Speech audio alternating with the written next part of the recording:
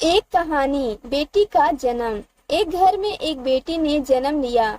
जन्म होते ही माँ का स्वर्गवास हो गया। बाप ने बेटी को गले से लगा लिया। रिश्तेदारों ने लड़की के जन्म से ही ताने मारने शुरू कर दिए कि पैदा होते ही माँ को खा गई मनहूस। पर बाप ने कुछ नहीं कहा अपनी बेटी को। बेटी का पालन पोषण शुरू किया। खेत में काम करता और बेटी को भी खेत ले जाता। काम भी करता और भागकर बेटी को भी संभालता।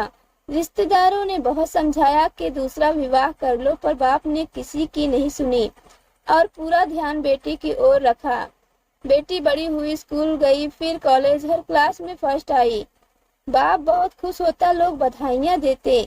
बेटी अपने बाप के साथ खेत में काम करवाती। फसल अच्छी होने लगी। रिश्तेदार ये सब देख कर चिढ़ गए।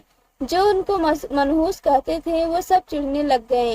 लड़की एक दिन अच्छा पढ़ लिख कर पुलिस में एसपी बन गई। एक दिन किसी मंत्री ने उसको सम्मानित करने का फैसला लिया और समागम का बंदोबस्त करने का आदेश दिया।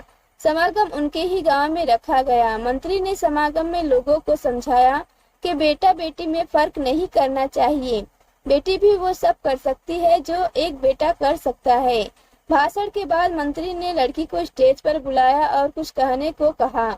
लड़की ने माइक पकड़ा और कहा, मैं आज जो भी हूँ अपने बाबुल पिता की वजह से हूँ, जो लोगों के ताने सह कर भी मुझे यहाँ तक ले आए।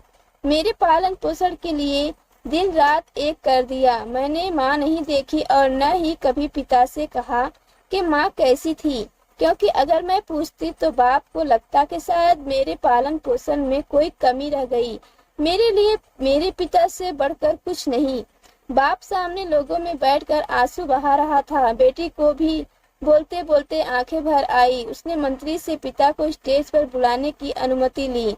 बाप स्टेज पर आया और बेटी को गले लगाकर बोला, रोती क्यों है बेटी? तू तो मेरा शेर है, पुत्र है। तू ही कमजोर पड़ गया तो मेरा क्या होगा? मैंने तुझको सारी उम्र हंसते देखना है। बाप बेटी का प्यार देखकर सबकी आंखें नम हो गई। मंत्री ने बेटी के गले में सोने का मेडल डाला। लड़की ने मेडल उतार कर बाप के गले में डाल दिया। मंत्री ने बोला, ये क्या किया? तो लड़की बोली, मेडल को उसकी सही जगह पहुंचा दिया।